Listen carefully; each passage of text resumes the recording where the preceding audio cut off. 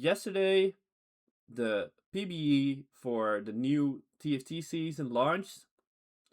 I heard it's still very buggy, and I'm personally gonna wait a bit before touching it because I don't want to get burnt out, because I feel like this PBE cycle might be taking a little bit longer, also because they're introducing a new client. And as such, I do kind of want to get in on the hype for a new TFT set. So I'm gonna take a look at the information that's been posted about the new set so far. I haven't really looked at a lot of it. And then, keeping this information in mind, I'm gonna see if I can start theory craft. So let's hop on in.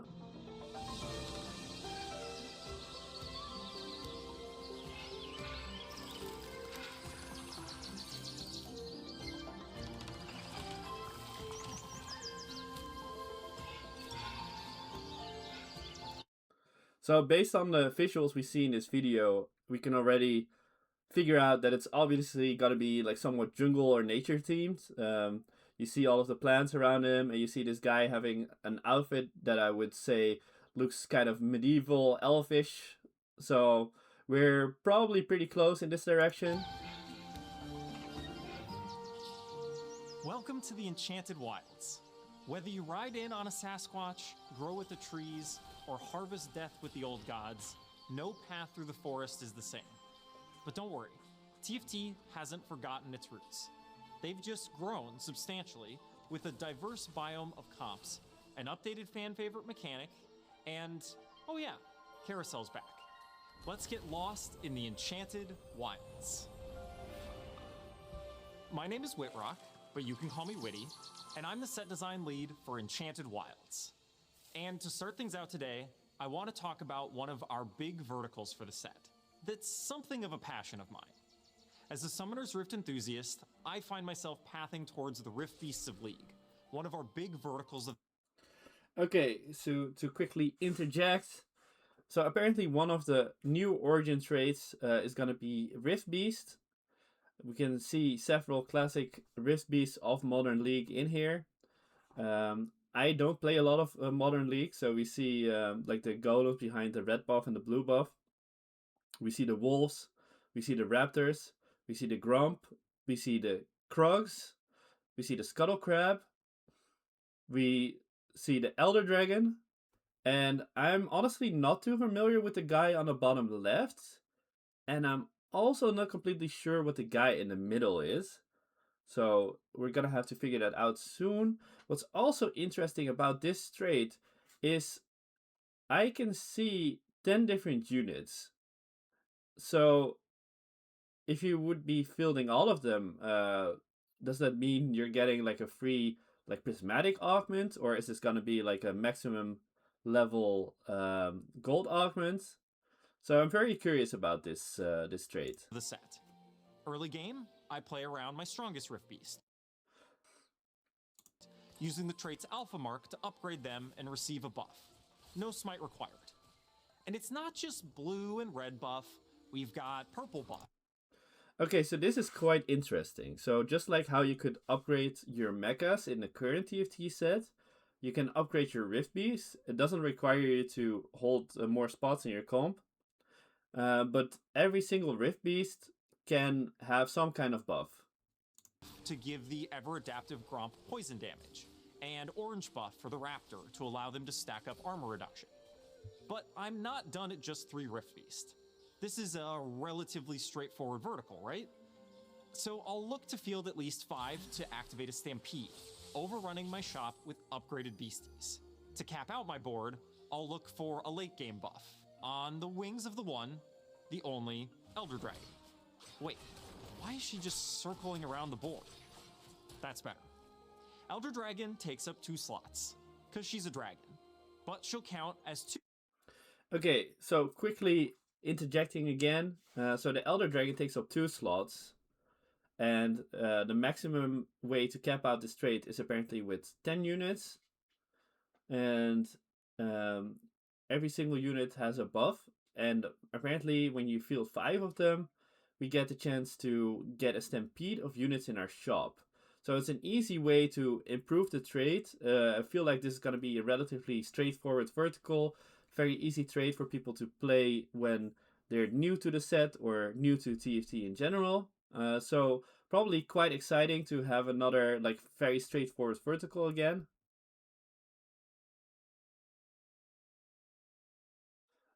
Towards her Rift Beast trait. So you can just add one more beastie to take advantage of the Alpha Mark to activate that Elder buff you know and love from the Rift. Enchanted Wilds is our wildest set yet.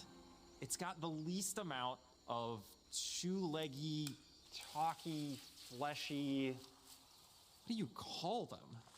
People, Witty. They're called people. Oh, man. You've been out here way too long. But who needs people anyway? Wisps are way better. Our allies of nature are our set mechanic, and they may feel familiar to those who are slinging charms in the days of magic and mayhem. Not sure what charms or wisps do? Here's a quick refresher. Wisps appear in your shop as temporary single-use sources of power in combat, for resources like XP or gold, or even risky deals with conniving forest denizens. You can purchase one wisp per round, and they'll appear in every other shop.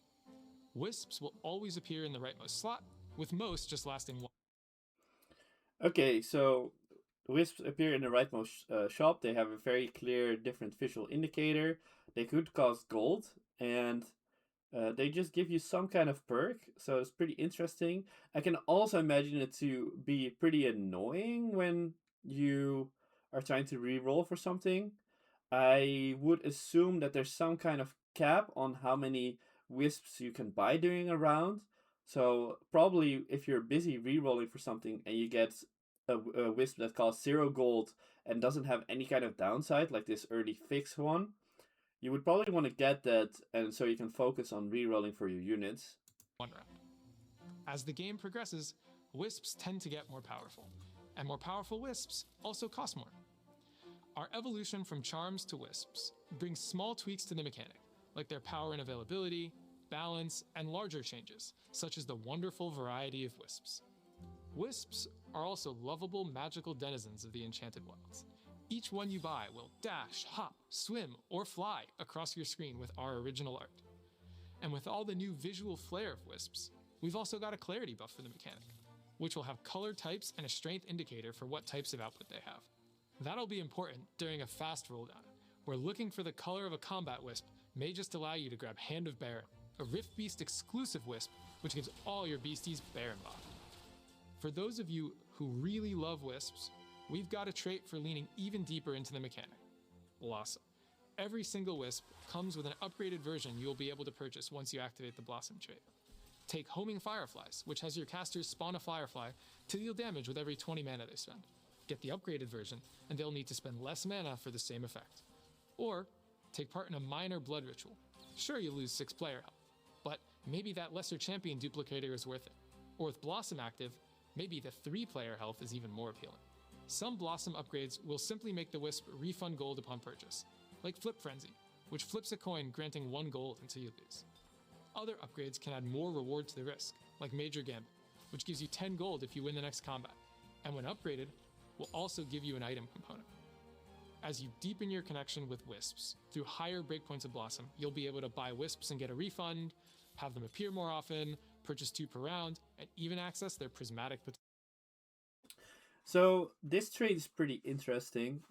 So as discussed earlier in this video, every other store will have a Wisp in there.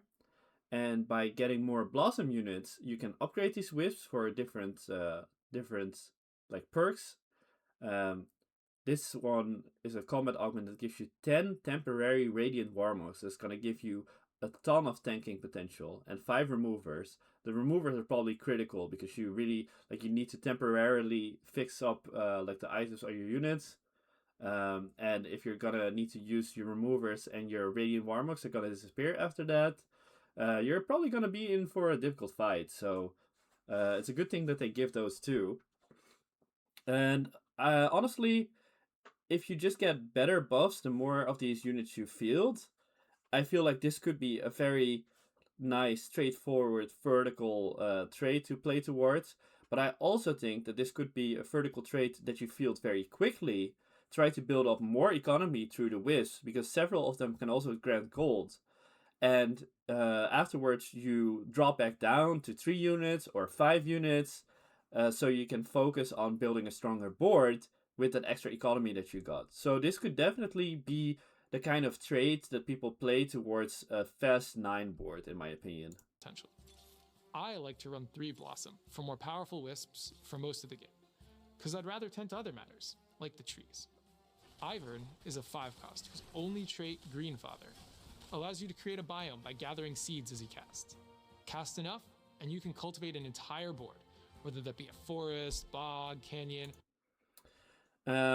Okay, so I think this is super interesting.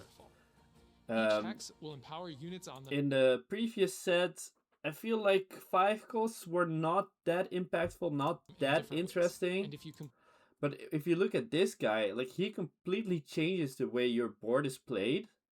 Has a lot of visual impact. I'm hoping like the actual practical impact on the game matches the kind of visual impact that it has on your board, so that you actively feel like, oh, fielding this guy early to collect seeds to improve your board is really worth it.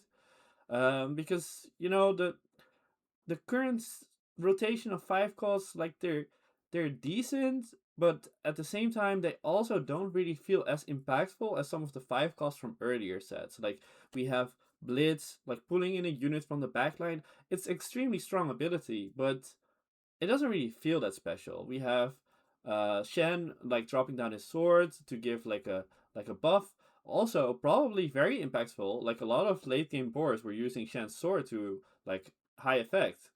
But I just kind of miss the Cyber City, where we had Aurora, like, pulling in a unit from the bench to fight for you.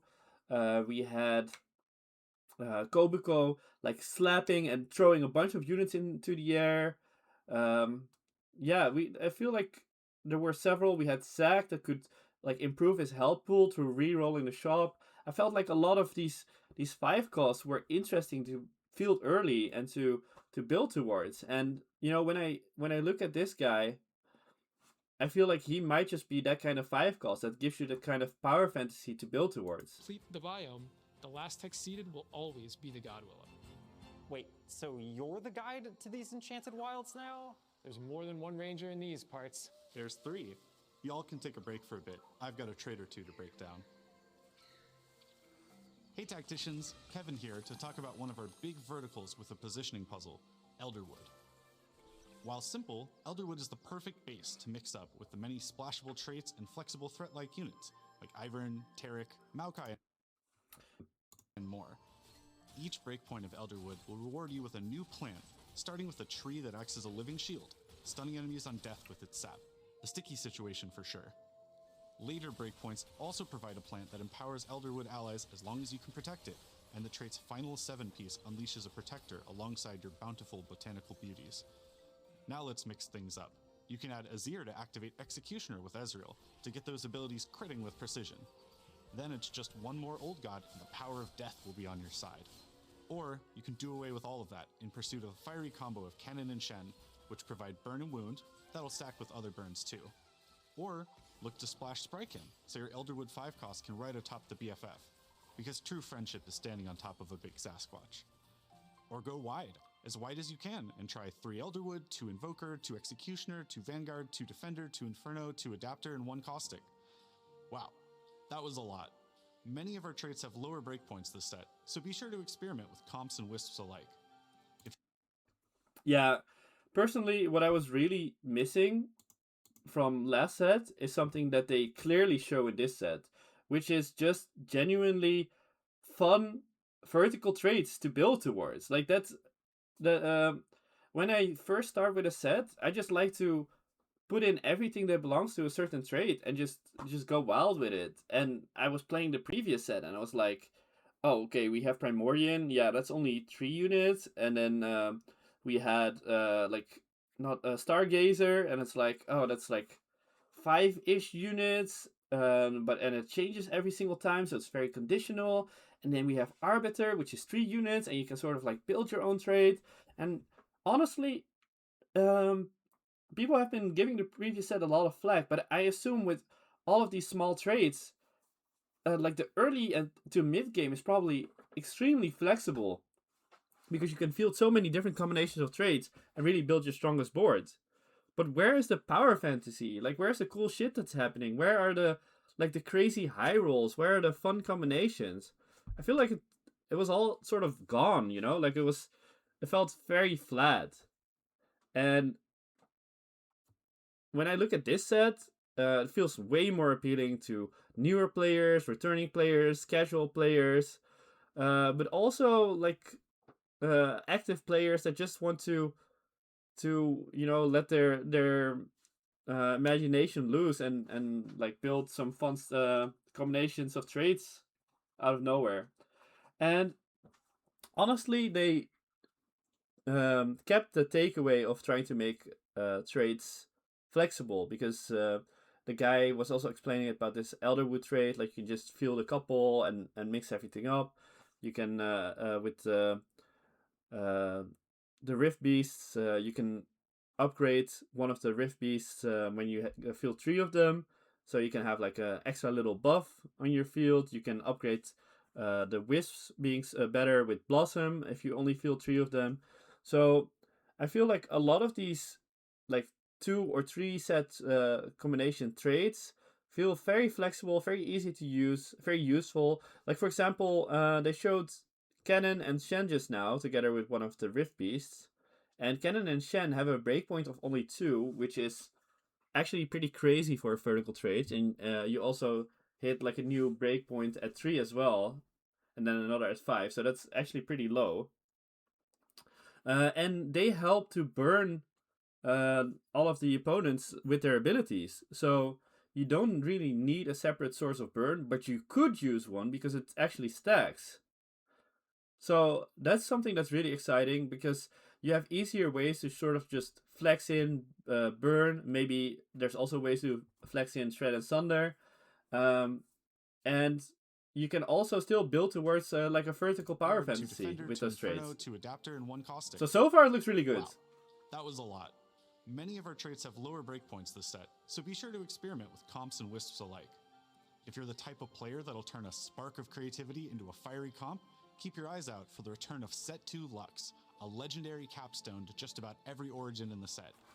As the avatar, Lux can appear in your shop with most of our origins. She'll count twice for that trait you've purchased her as, and that trait can't appear on Lux for other players, unless you sell yours. Lux can have many looks, all the while firing a big laser. But you know who else can do at least one of those things? You! I'm a little bit worried about the Lux. Take it away, especially Alex. since only one person can have a specific Lux. But at the same time, it's a 5 cost. Shouldn't be too impactful. So hopefully it'll just help flesh out the power fantasy for people. On the cosmetics team here, and today I'm going to go over some of our released patch cosmetics for Enchanted Wilds.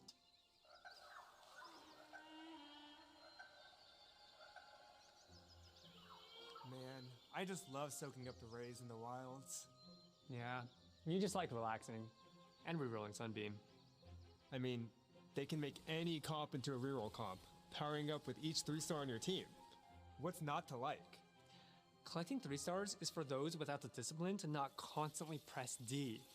Me, on the other hand, I'm a Moonbeam aficionado. What, you think just because you can press F, that makes you better than me? Yeah. Plus, I just like watching Aphelios and 5-cost Loon take over the board. I get. So these guys are Let's say the apparently full moon crashed down discussing after about Purple's traits that are insurance. focused on rerolling, or I like get your 3 specifically stars too, not made for a rerolling. great frontline for a Loon. Are you thinking what I'm thinking? We should start an astronomy club? No, I was thinking we can combine these 2 boards. But wouldn't that make an eclipse? Fielding both Sunbeam and Moonbeam will allow you to unlock and pursue a hidden trait, Eclipse, which will execute the lowest health enemy unit every couple of seconds after the Sun and Moon overlap in combat. Eclipse may be our hidden trait, but one of our least hidden 5 costs definitely wants to be seen and talked about. When fielding Draven, you'll get to choose a bounty, a mini quest that's Oh focused wow, on Draven, programmer art, his crazy. dreams, his goals, or their failure. Some bounties will be easy, like getting takedowns to get some XP. While others can be a bit trickier, like winning combat as the only surviving unit to receive a super powerful reward.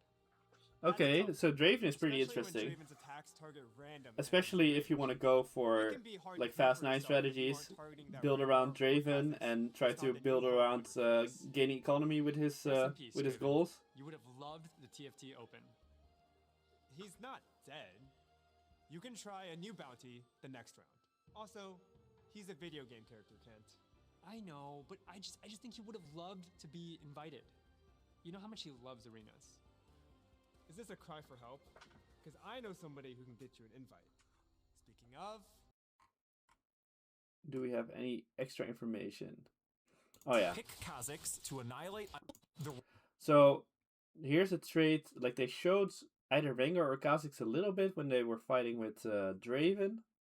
But we didn't really get a lot of information about what these units do exactly. So let's watch this. The rival assassins have entered the wilds. Pick Kha'Zix to annihilate isolated targets, or Rengar, who heals with each pounce. But know that these rivals won't play nice together. With their trait, rivals gain rewards from each takedown, triple if it's an enemy rival. For Kha'Zix, every few takedowns will allow him to evolve, adding another class trait to his arsenal. For Rengar, he'll take a trophy with each takedown. Every few trophies grants you gold, and if you can gather enough, then he'll provide your team with bonus AD per trophy. Pick up the Wisp Heated Rivalry to get one of the pair with a few starting takedowns. Look out for these ferocious rivals and more when Enchanted Wilds goes live. The rival... Okay, so Kha'Zix being able to evolve and gain extra classes sounds pretty insane to me. Because if you have some kind of board where you have like an extra spot on 7, for example, you're re-rolling 2 cost units, you have an extra spot on 7, and you field the Kha'Zix, and he can probably like gain any class trait, so you could make him get one of the like tanky traits, or you could make him get like a rapid fire trait or something along those lines. I think that could be really good. I also think that Rengar getting trophies and gaining gold because of that is another interesting way to have like some way to generate gold in your game. So I am also curious how people are going to use that to improve their chances at going to a level 9 board. So we're seeing some options, but obviously these are options that you actively have to itemize for. So it's not going to be as easy as sort of like full open econ trade going 9 every single game. I'm going to check this out a little bit more. So you see that Rengar sort of has like the classic more fighter items, like also more AD focus. So he has Bloodthirster, which gives a bunch of sustain, gives a shield when you get to 40% health. You have Taric, which gives a bunch of health and attack damage based on that health. And you have the Titan something. I always forget its name. Builds up stacks and eventually gives you some kind of CC immunity if you filled up the stacks. So basically like a sustain fighter. He also heals from pouncing, so he also has some sustain built in. He's going to be a chunky guy to deal with. So he's sort of assassin-ish since he pounces and he can probably move to the backline somewhat, but if you actually really want an assassin, you probably need Kha'Zix on the board. Know that these rivals won't play nice together. With their trait, rivals gain rewards from each takedown, triple if it's an enemy rival. For Kha'Zix, every few takedowns will allow him to evolve, adding another class trait to his arsenal. For Rengar, he'll take a arsenal. For Okay, I want to zoom in on the class traits a little bit. Adding So we're seeing Ravager, Executioner, Rapid Fire, and Spellweaver so far. So what I'm wondering is, does this mean that he will always go evolve into a damaging trait? Or does this mean he can have any kind of trait, any kind of class trait, but they chose to not show any tanky class traits right now? I mean, honestly, as he is more of an assassin, I guess he doesn't really need the tanky class traits, but it could be a useful way to sort of like round out your board. So I'm kind of curious how that's gonna change. And every time he evolves, he can add another class trait. So I'm also thinking like verticals that have like multiple damage dealers of different traits, just field in Kha'Zix and hope that he gets he evolves into the traits that you need to round out your vertical, could be really freaking strong. Another class trait to his arsenal. For Rengar, he'll take a trophy with each takedown. Every few trophies grants you gold, and if you can gather enough, then he'll provide your team with bonus AD per trophy. Pick up the Wisp Heated Rivalry to get one of the pair with a few starting takedowns. Look out for these ferocious rivals and more when Enchanted Wilds goes live. The rival assassins have entered the wild. Okay, so that's very interesting. Oh yeah, we briefly passed by the Sprykins in the trailer. I didn't really talk about it that much. So I was maybe a little sad because they basically they removed like the guy that was riding on Nunu. I forgot or I guess maybe like Nunu is the guy riding on the Yeti, I guess. So they swap him out for any kind of like small Yordle style character that they named Sprykin in this one. Is that Yordle riding a Yeti? Wait, is that Centaur riding a Yeti? Sprykin is our Yordle pact trait that summons the big furry friend. Saddle up your preferred Yordle or use the emblem to mount up with any unit, even the Elder Dragon. Riders gain Elder HP Dragon and Yeti is attack crazy speed while though. mounted, and as you assemble your Sprykin crew, they'll gain more and an even bigger furry friend. Mount up and ride into Enchanted Wilds when the set goes live. Is that Yordle riding a Yeti? Wait. So I'm really curious about what's gonna happen when they manage to kill the Yeti. Like, does the other unit just fall off, or are they just completely dead? Because the Yordle is gonna hop in melee range. So if you have like a ranged damage dealer, like, is it gonna be safe to put your Tristana on top of the Yordle? Of the Primal Champions, Vi, a new This is also build pretty your own interesting. splash trait. Field 2 of the Primal Champions, Vi, Sivir, or Nidalee, and lock in with one of 4 blessings. Take the Blessing of the Bear to have primal damage execute low health enemy. Okay, so this kind of messed up. Like, they just take Udyr's ability icons and his blessings basically, and add it to other like wild characters. When are they gonna give my boy Udyr some love and add him to TFT? It's perfect for Sivir's bouncing boomerangs that bounce an additional time if they get the kill. Need a super tank? The Turtle Blessing lets Primals heal for a portion of their max in with team-wide attack speed after a few seconds. Or, if you're steamrolling the lobby, take the Phoenix Blessing to make Primals print components whenever they get enough takedowns. Pick your blessing and pick your path into the Enchanted Wilds when the new set goes live. A new build your own splash trait. Field 2 of the Primal Italy and lock in with one of 4 Okay, so Vi is our sort of vanguard unit, tanky fighter. I guess all 3 of them are damage dealers. I wonder if Nidalee transforms in this set to become more of a frontliner, or if she stays in the backline. Let me check that a little bit.